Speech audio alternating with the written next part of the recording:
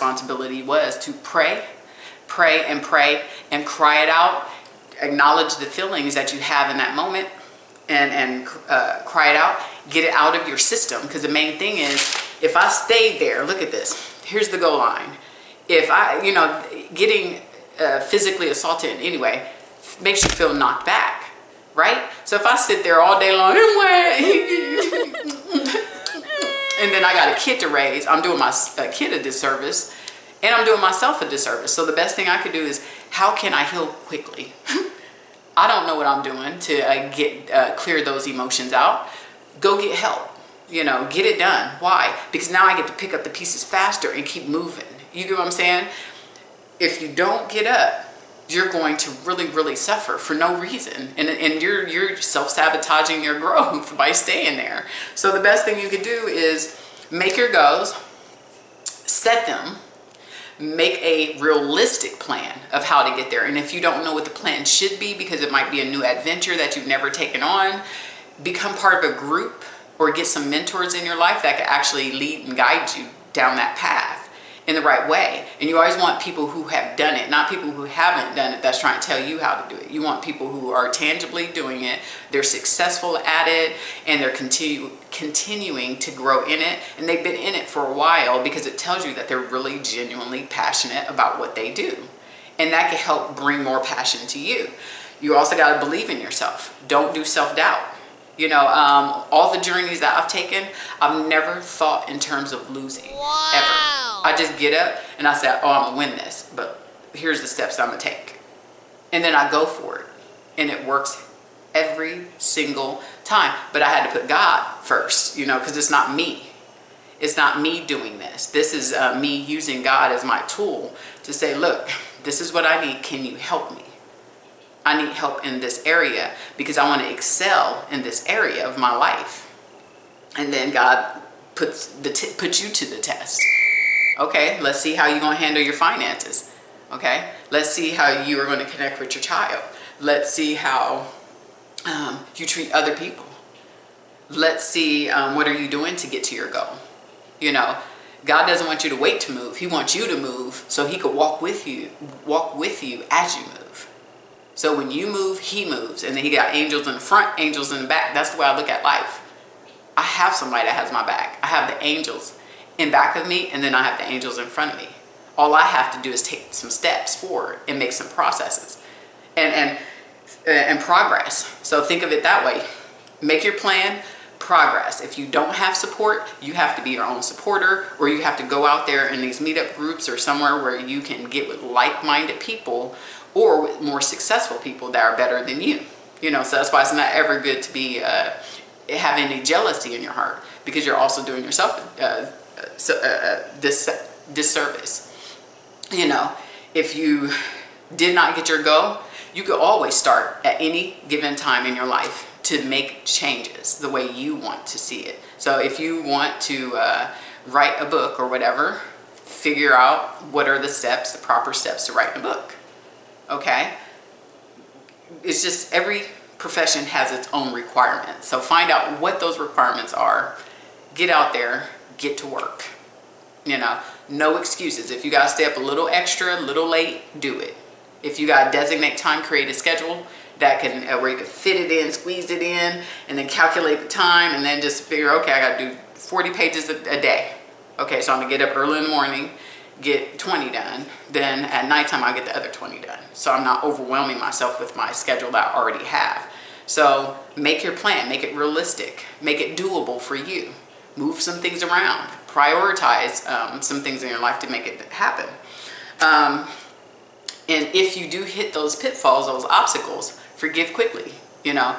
I am the master of forgiveness. I could talk to my enemies quickly. There's some people that I cut out permanently, but trust me, it had to be egregious and it had to be grave for me to do that. But if somebody calls me who has wronged me, I will pick up the phone and say hello, have a generic conversation.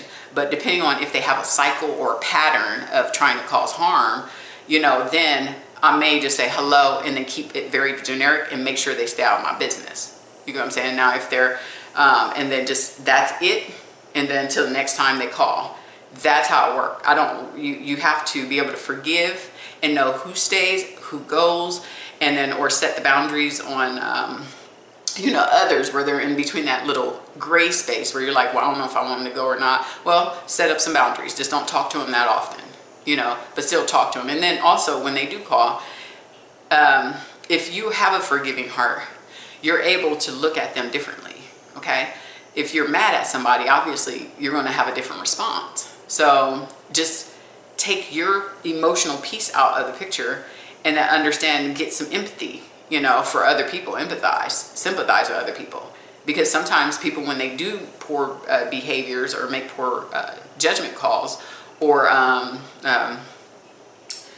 have mannerisms that are just that they're designed to use for vile purposes. I forgot my train of thought just now. I'm sorry. But anyway, moving along. Maybe that was God just telling me, okay, you're done with that topic. Okay. So anyway, plan your clear goals. Make a plan of action. Make sure it's tangible and it's doable and it's realistic. And don't stop. Seek out some resources. If you don't know what you're doing, maybe you have to go grab some resources from places that you might think of. And also practice some self-efficacy. You have to definitely believe in your ability to succeed at it. And you got to keep that up. You have to hype yourself up. You could buy you a gratitude journal and then just think of all the things you're grateful for. And then it kind of guides you, in a gratitude journal anyway. So you could get one of those so you can stay uplifted. Whatever lifts you up, music does it for me. So I could put on church music, I could put on hip hop, I could put on jazz. Whatever I'm feeling in that moment, I will put on. Inspirational speeches. That's good. I play that like all day long because obviously I'm a single parent, so I don't have somebody like root me on at 24 minutes, 24/7, but I like to stay in good spirits, So sometimes I want to throw some music on or throw a message on that's just going to do nothing more than uplift and keep me in that spirit, And then you have to be careful for people who come in who are, I call them the Debbie Downers, where they call and then they try to flood you with their issues. Decide what's the extent that you're going to accept and then make sure you're not living and breathing in that environment. You want to keep it uplifted so you can stay focused on where you need to go and where you plan to go. If you get invested into other people's issues and you go above and beyond your call of duty for doing that, you're going to suffer. So the best thing you could do, stay focused on your plan and then do one plan at a time. Don't try to do everything at once. Go slow. Slow is smooth, smooth is fast, fast is sloppy. And that's the same concept I teach my son, Slow is smooth, smooth is fast, fast is sloppy. And that's also a term I heard in the military as well. So I heavily believe that in life it carries over. If you go too fast, you're going to hit more, you're going to get more setbacks, But you don't want to move too slow either, because if you move too slow, you can be in your 50s and 60s trying to do something that you should have done in your 20s, So you want to have a great balance as far as timing. When do you want this goal to be finished? If it's not the end of the world. Just look at your goal sheet, and then as you check off the box, then you'll be able to see, okay?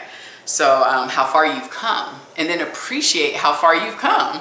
Most people don't even look back to appreciate all the things you've been through that got you where you are today.